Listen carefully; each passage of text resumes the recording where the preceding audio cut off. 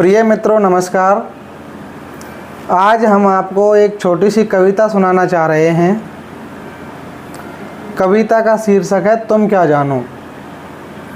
इसमें तुम शब्द आज की युवा पीढ़ी को संबोधित करते हुए है, जिसमें ये बताया गया है कि आज की युवा पीढ़ी बीते ज़माने की किन किन बातों से अनजान है।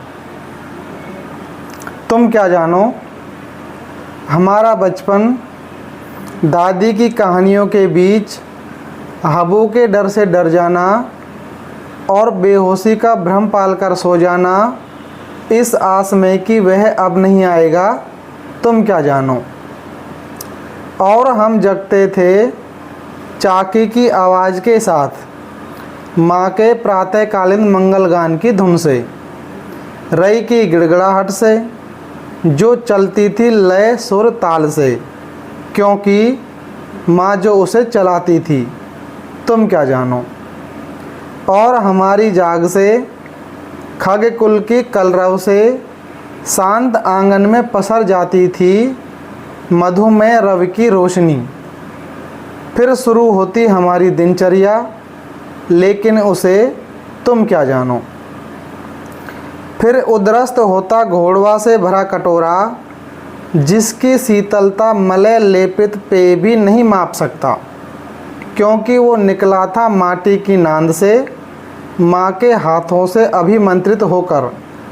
फिर क्या, शीतल तो होना ही था, लेकिन उसकी शीतलता तुम क्या जानो। हम जाते हार में माँ के साथ, नातना में बंधी रोटी लेकर हाथ, जिन्हें लटका देते बौनी की डाल से, जिन्हें खाते थे मेला के समय बड़े चाव से।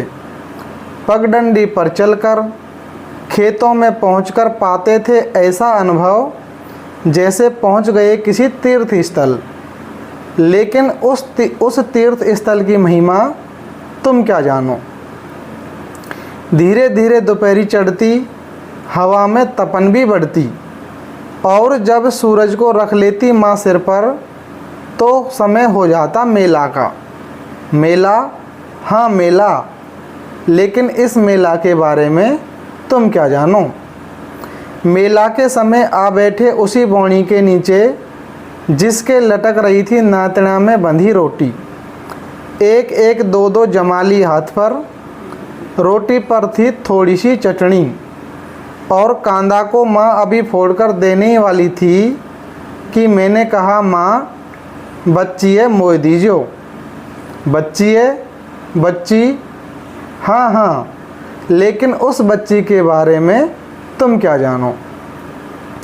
और ऐसा ही निवेदन मेरे अनुज ने कर दिया। फिर क्या, हल्दी घाटी होना ही था। माँ ने जैसा ही कांदा फोड़ा, बच्ची दूर जाकर गिरी। मैंने लपक कर उठा ली तो छोटा लोटपोट हो गया, जैसे उसका त्रिभुवन का राज छिन गया हो। फिर माँ की आंखों ने मुझे समझाया, बच्ची बच्चे को दी गई, लेकिन उस बच्ची के बारे में तुम क्या जानो। उस मेला में पड़ोसियों का भी उसी बौनी के नीचे आकर रोटी खाना, भूख नहीं होने पर भी भूख लग जाना, एक दूसरे की चटनी कांदा साग का मिलकर स्वाद लेना, लेकिन उस निराले स्वाद को तुम क्या जानो। फिर वापस शाम को दादी की कहानियों के बीच हाबू के डर से डर जाना और बेहोशी का भ्रम पालकर सो जाना, इस आस में कि अब वह हाबू नहीं आएगा, तुम क्या जानो। कविता लेखन का ये प्रथम प्रयास है। कैसा लगा आप कमेंट करके हमें बता सकते हैं।